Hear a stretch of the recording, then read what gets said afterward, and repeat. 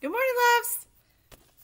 I wish I could see your faces today because I miss every one of you. And I'm so enjoying all the pictures that your parents are sending me and all the I miss you, Miss Jones texts. I really miss you guys. And I love to hear from you. So if you haven't reached out to me, send me a text. Send me something. I miss your faces. Well, I don't even have any helpers today, really. They've kind of just ran off and left me alone. Bella went outside and Jax is, well, he's still kind of here, but he's kind of gripey.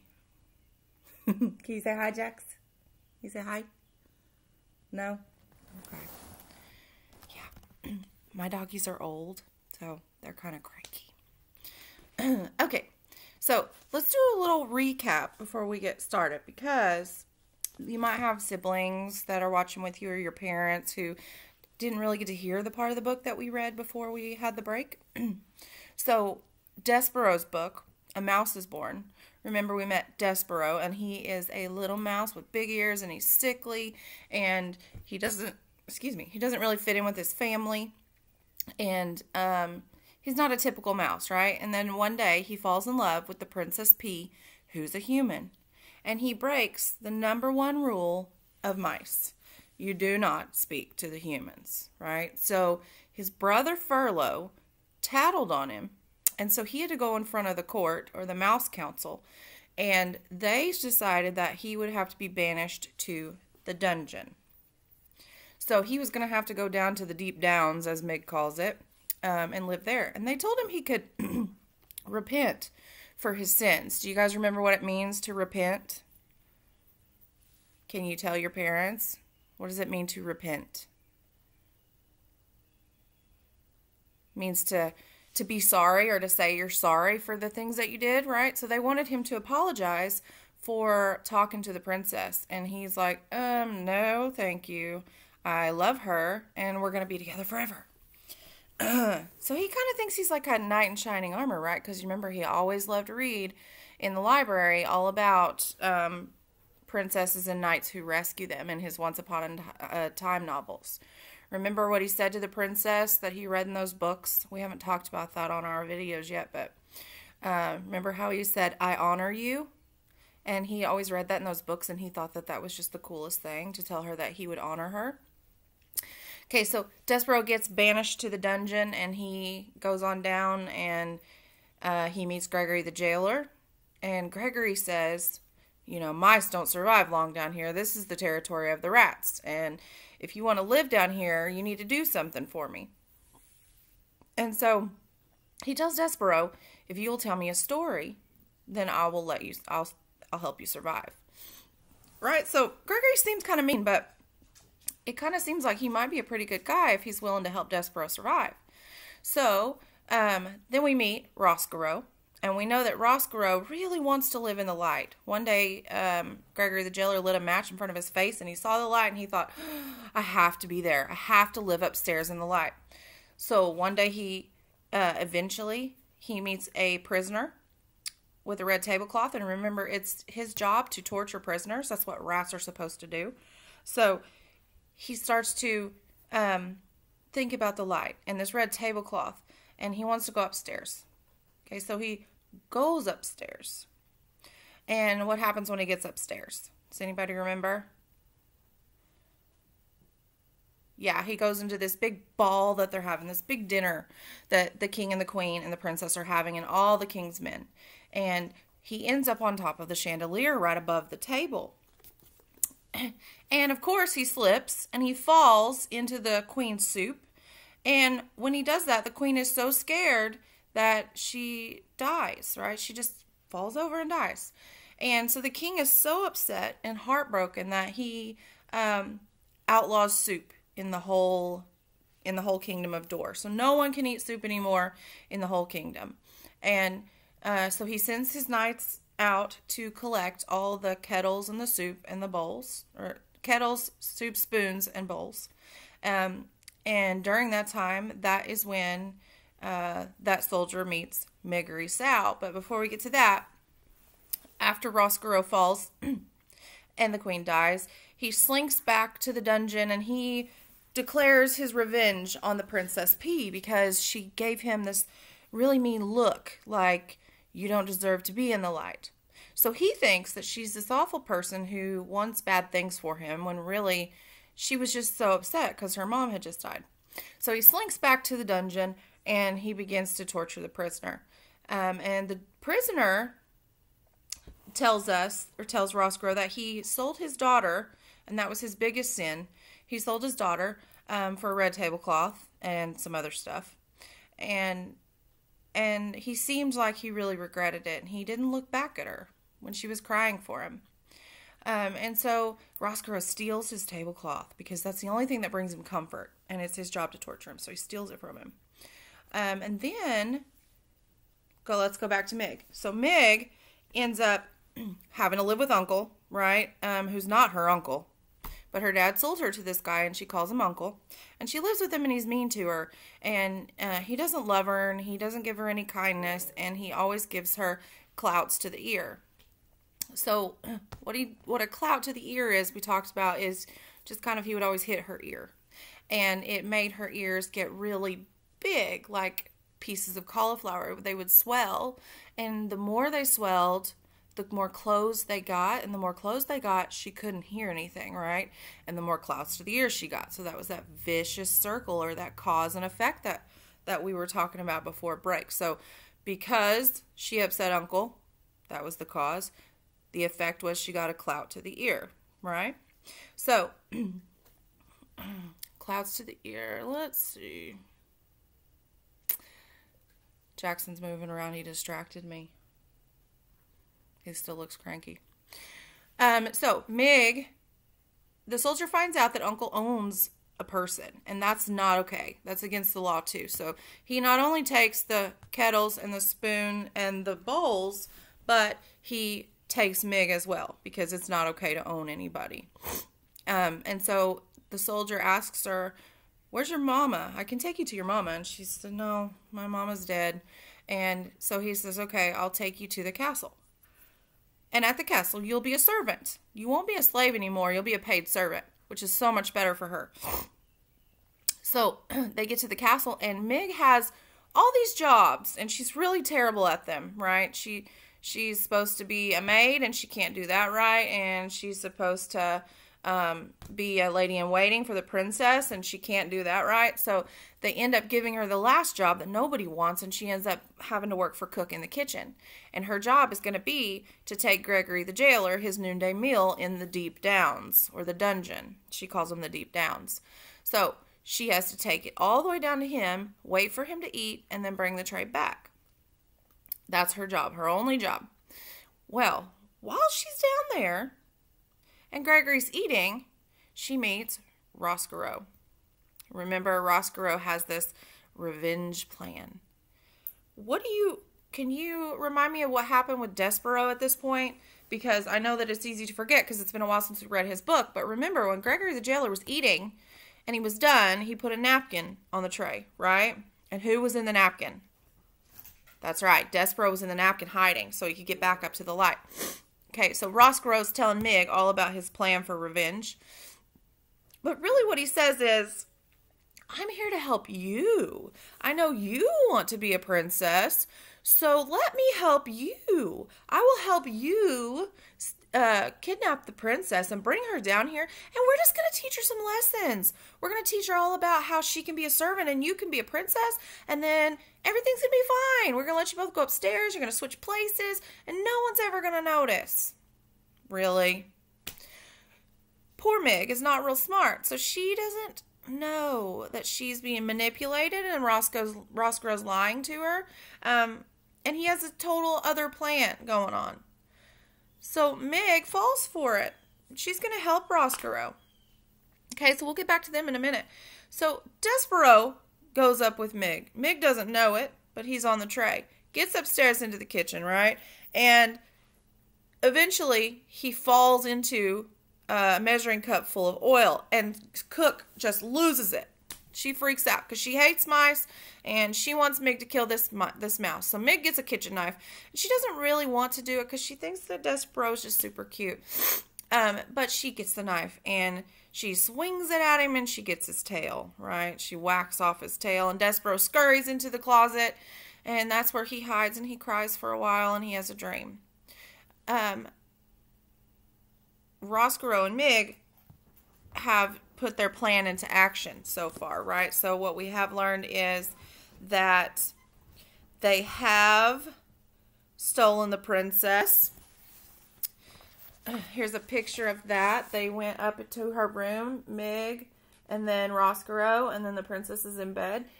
They have taken her, and Mig's telling her, yeah, I'm not going to hurt you. We're going to be friends. And look at my helper back there. He never gets in the camera. We're going to be friends. We're just going to go down to the deep downs, and I'm going to give you some lessons about how to be a servant, and then going to give me some lessons about how to be a princess, and then we're going to come upstairs and we're going to change places. And Mig thinks that this is going to be great. Oh, but we know Roscoe has another plan in mind, right? So let's find out what happens next. Chapter 38, To the Dungeon. The strange threesome, remember, Roscoe, Mig, and Princess P. The strange threesome made their way down the golden stairs of the castle. The princess and Mig walked side by side, and Roscoe hid himself again in the pocket of Mig's apron, and Mig pointed the sharp tip of the knife at the princess's back, and together they went down, down, down. The princess was led to her fate, as around her everyone slept. The king slept in his giant bed with his crown on his head and his hands crossed on his chest, dreaming that his wife, the queen, was a bird with green and gold feathers who called his name, Philip, Philip, Philip, without ceasing. Cook slept in a too small bed off the kitchen, dreaming of a recipe for soup that she could not find. Where did I put that? She mumbled in her sleep.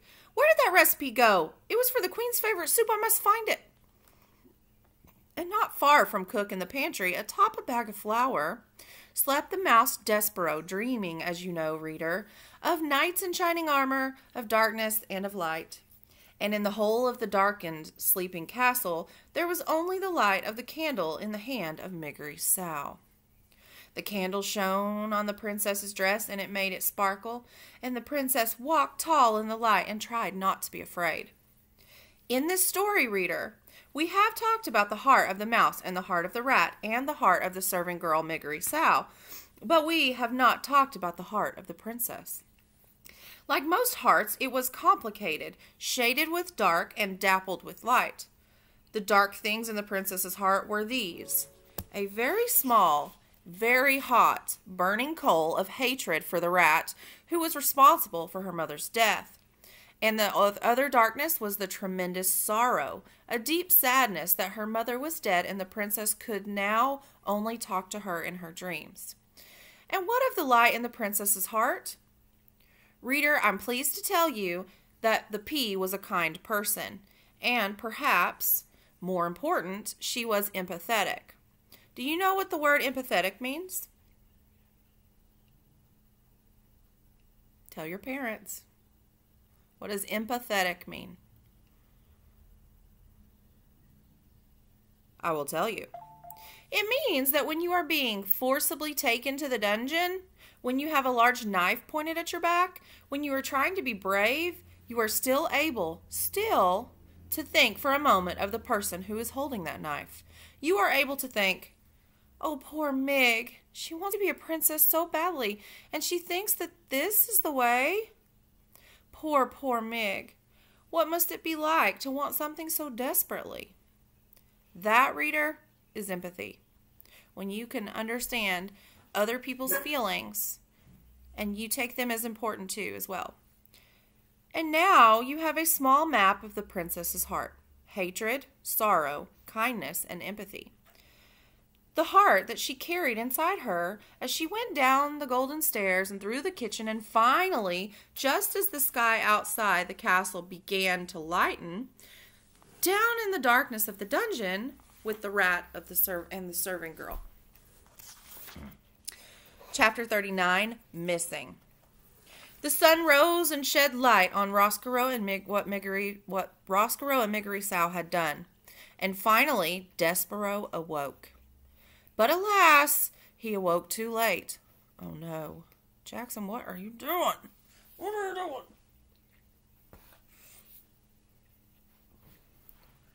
Despereaux awoke too late. Oh, there he goes. I haven't seen her, Louise shouted. And I'll tell you, I wash my hands of her. If she's missing, I say good riddance to bad rubbish. Despereaux sat up. He looked behind him. Oh, his tail, gone.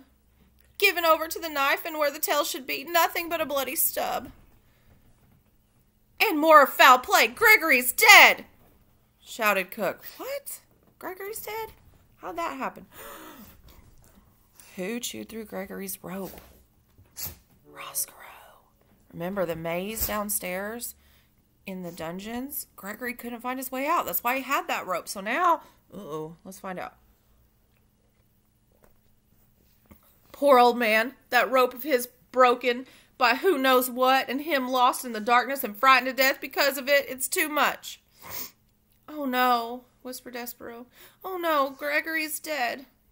The mouse got to his feet and began the long climb down from the shelf. Once he was on the floor, he stuck his head around the door of the pantry and saw Cook standing in the center of the kitchen, wringing her fat hands. Beside her stood a tall woman jangling a ring of keys. That's right, said Louise. All the king's men was down there searching for her in the dungeon, and when they came back up, did they have with them? They had the old man dead. And now you have to tell me that Mig is missing, and I say, who cares? Despereaux made a small sound of despair. He had slept too long. The rat had already acted. The princess was gone. Remember, poor Mig. Nobody cares about poor Mig. But the princess does.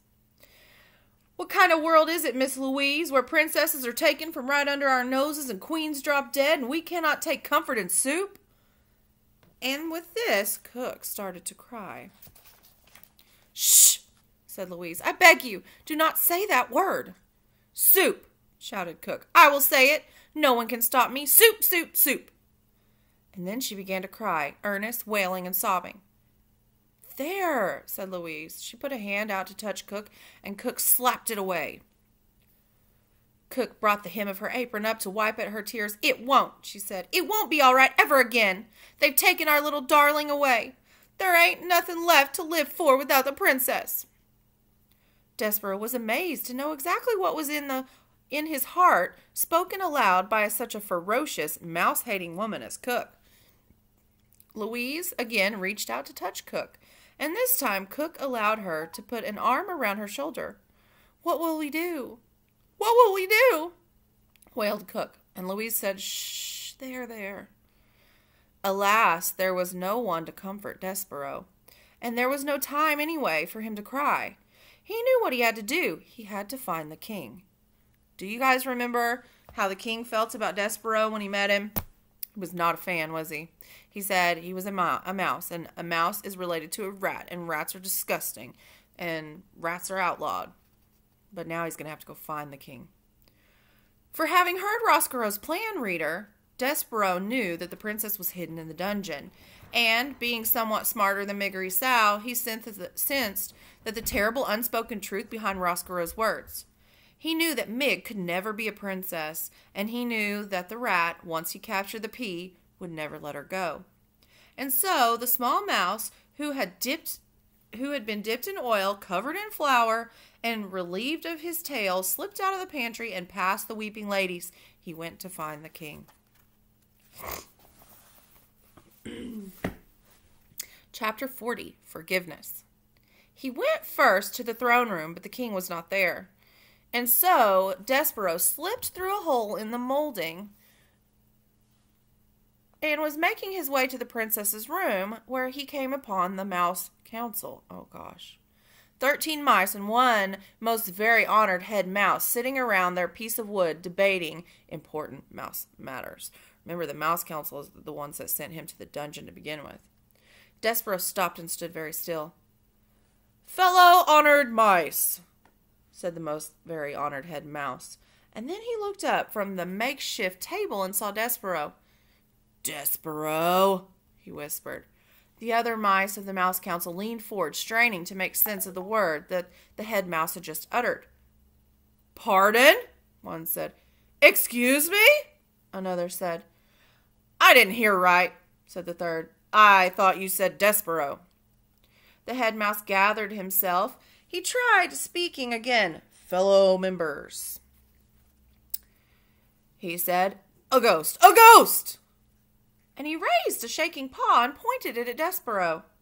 The other mice turned and looked, and there was Despereaux Tilling, covered in flour, looking back at them, the telltale red thread still around his neck like a thin trail of blood. "Despereaux," said Lester. Who's Lester? Does anybody remember who Lester is? Despereaux's dad. "Son, you've come back!" Despereaux looked at his father and then saw an old mouse whose fur was shot through with gray. Remember, Lester was part of the reason that Despereaux got sent to the dungeon. He didn't help him. He actually turned him in. Let's see. How could that be? Despereaux had been gone only a few days, but his father seemed to have aged many years in his absence. "Son, ghost of my son," said Lester, his whiskers trembling. "I dream about you every night. I dream about beating the drum that sent you to your death. I was wrong. What I did was wrong." "No," called the most very honored head mouse. "No." "I've destroyed it," said Lester. "I've destroyed the drum. Will you forgive me?" He clasped his front paws together and looked at his son. "No," shouted the head mouse again. "No, do not ask the ghost to forgive you, Lester. You did as you should. You did what was best for the mouse community." Lester ignored the head mouse. "Son," he said, "please." Despereaux looked at his father, at his gray-streaked fur and trembling whiskers, and his paws clamped together in front of his heart, and he felt suddenly as if his own heart would break in two. His father looked so small and so sad. "Forgive me," said Lester again. Forgiveness, reader, is, I think, something very much like hope and love, a powerful, wonderful thing, and a ridiculous thing, too. Isn't it ridiculous, after all, to think that a son could forgive his father for beating the drum that sent him to his death? Isn't it ridiculous to think that a mouse could ever forgive anyone for such perfidy? What's perfidy? Anybody remember? We learned that word a long time ago in the first part of the book. Perfidy means untrustworthy, right? His father was untrustworthy. See, here's a picture real quick before I go on and forget to show you of the mouse council when they first see Despereaux. So here, I think this is probably the most honored head mouse. There's some more mice there, and then there's little Despereaux with his big ears.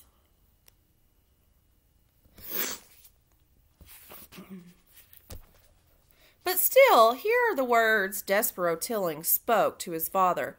He said, do you think he forgives him? He said, "I forgive you, Pa." And he said those words because he sensed that it was the only way to save his own heart, to stop it from breaking in two. Despereaux, reader, spoke those words to save himself. Remember, when you forgive someone, you forgive them for you, not for them, right? It gives you peace in your heart. And then he turned from his father and spoke to the whole mouse council. "You were wrong," he said. "All of you. You asked me to renounce my sins, to repent. I ask you to renounce yours. You wronged me. Repent." "Never," said the head mouse. Despereaux stood before the mouse council, and he realized that he was a different mouse, that he had been He realized that he was a different mouse that he had been the last time he had faced them. He had been to the dungeon and back up out of it. He knew things that they would never know. What they thought of him, he realized, did not matter. Not at all. It doesn't matter what anybody thinks of you except yourself. And so, without saying another word, Despereaux turned and left the room. After he was gone, the head mouse slapped his trembling paw out off the table. "Mice of the Mouse Council," he said, "we have been paid a visit by a ghost who has told us to repent. We will now take a vote. All in favor of saying that this visit did not occur, say aye." And from the members of the Mouse Council there came a tiny but emphatic chorus of aye. Only one mouse said nothing. That mouse was Despereaux's father. Lester Tilling had turned his head away from the other mice. He was trying to hide his tears. He was crying, reader, because he had been forgiven. Let's see. This is getting so good, y'all. Yes, I know I have read this book a couple times, but I love it, and I get excited every time. And it's been a year since I've read it, so I kind of forget little details, and it's fun to reread sometimes. Ms. Jones she reads books more than once. I know it's weird. I just do it. Okay, chapter 41. The Tears of a King. Despereaux found the king in the P's room, sitting on his daughter's bed, clutching the tapestry of her life to his chest. He was weeping, although weeping really is too small a word for the activity that the king had undertaken. Tears were cascading from his eyes. A small puddle had formed at his feet. I'm not exaggerating. The king, it seemed, was intent on crying himself a river. Reader, have you ever seen a king cry? When the powerful are made weak, when they are revealed to be human, to have hearts, their diminishment is nothing short of terrifying. You can be sure that Despereaux was terrified. Absolutely. But he spoke up anyway. "Sir," the mouse said to the king. But the king did not hear him, and as Despereaux watched, King Philip dropped the tapestry and took... Does anybody know what a tapestry is? It's kind of like, it looks like a blanket almost, but a painting at the same time, but you hang it on the wall, so it's cloth, and it's usually beautiful. Let's see. Where was I? He dropped the tapestry and took his great golden crown from his lap and used it to beat himself on the chest over and over again. The king, as I have already mentioned, had several faults. He was nearsighted, so he needed glasses. He was ridiculous. He made ridiculous, unreasonable, difficult to enforce laws. And much in the way of Miggery Sow, he was not exactly the sharpest knife in the drawer. But there was one extraordinary, wonderful, admirable thing about the king. He was a man who was able and willing to love with the whole of his heart. And just as he had loved the queen with the whole of his heart, so too he loved his daughter with the whole of it, even more than the whole. He loved the Princess P with every particle of his being, and she had been taken from him. But what Despereaux had come to say to the king had to be said, and so he tried again. "Excuse me," he said. He wasn't certain really how a mouse should address a king. "Sir" did not seem like a big enough word. Despereaux thought about it for a long moment. He cleared his throat. He spoke loudly, as he was capable. "Excuse me, most very honored head person." King Philip stopped beating his crown against his chest. He looked around the room. "Down here, most very honored head person," said Despereaux. The king, tears still falling from his eyes, looked at the floor. He squinted. "Is that a bug speaking to me?" he asked. Remember in Despereaux's book, he thought Despereaux was a bug because he's nearsighted and he couldn't see him. "No," said Despereaux. "I'm a mouse. We met before." "A mouse?" bellowed the king. "A mouse is but one step removed from a rat." "Sir," said Despereaux, "most very honored head person, please. You have to listen to me. This is important. I know where your daughter is." "Excuse me." "You do?" said the king. He sniffed. He blew his nose on his royal cloak. "Where?" he said, and he bent over to look more closely at Despereaux. 1 tear, 2 tears, 3 enormous, king-sized tears fell with an audible plop onto Despereaux's head and rolled down his back, washing away the white of the flour and revealing his own brown fur. "Sir, most very honored head person, sir," said Despereaux as he wiped the king's tears out of his own eyes. "She's in the dungeon." "Liar," said the king. He sat back up. "I knew it. All the rodents are liars and thieves. She's not in the dungeon. My men have searched the dungeon." "But no one really knows the dungeon except the rats, sir. There are thousands of places where she could be hidden, and only the rats would know. Your men would never be able to find her if the rats did not want her found." "Ah!" said the king as he clapped his hands over his ears. "Do not speak to me of rats and what they know," he shouted. "Rats are illegal. Rats are against the law. There are no rats in my kingdom. They do not exist." "Sir, most very honored head person, that's not true. Hundreds of rats live in the dungeon of this castle. One of them has taken your daughter, and if you will send—" The king started humming. "I can't hear you, la la la la la." He stopped to shout, "I cannot hear you. And anyway, what you say is wrong because you are a rodent, therefore a liar." He started to hum again, and then he stopped and said, "I've hired 14 fortune tellers and magicians. They're coming from distant lands. They will tell me where my daughter is. They will speak the truth. A mouse cannot speak the truth." "I'm telling you the truth," said Despereaux. "I promise." But the king would not listen. He sat with his hands over his ears. He hummed loudly, big fat tears rolling down his face, and fell to the floor. Despereaux sat and stared at him in dismay. What should he do now? He put a nervous paw up to his neck and pulled at the red thread, and suddenly his dreams came flooding back to him. The dark and the light and the knight swinging his sword, and the terrible moment when he realized that the suit of armor was empty. And then, reader, as he stood before the king, a wonderful, amazing thing occurred to the mouse. What if the suit of armor had been empty for a reason? What if it had been empty because it was waiting for him? "You know me." That was what the knight had said to him. "Yes," said Despereaux out loud in wonder, "I do know you." "I can't hear you," sang the king. "I'll have to do it myself," said the mouse. "I'll be the knight in shining armor. There's no other way. It has to be me." Despereaux turned. He left the weeping king. He went to find the Threadmaster. Guys, remember the Threadmaster? Even though he did tie the red thread around Despereaux's neck and took him to the guards that took him to the dungeon, he talked to Despereaux a while, and he was sympathetic, and he felt bad for him, and he asked Despereaux to forgive him for what he was having to do. So I think the Threadmaster probably will help him. He'll help him find the princess and become the knight he wants to be. My favorite book that we read. Y'all know I love Winn-Dixie and I love Holes, but this one is my epic favorite.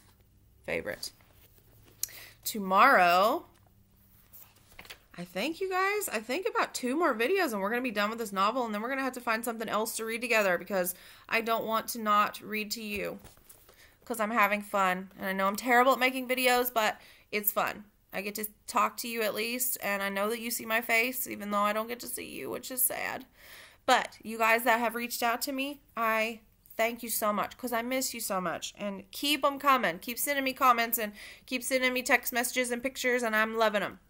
I love you guys. Stay safe. Listen to mom and dad. Do your schoolwork when you're supposed to. Miss Jones is going to figure out all this learning stuff and distance learning, and we're going to get going as soon as I get the information. I will talk to your parents, and we'll figure it all out. Don't you stress out. Don't you worry. Wax Museum at this point is just going to be the notes in the paper. Unfortunately, we can't do the whole thing, which makes me sad, but we'll talk about all that stuff later. I love you. Stay safe. 6 feet away from other people. Okay? Have a great time.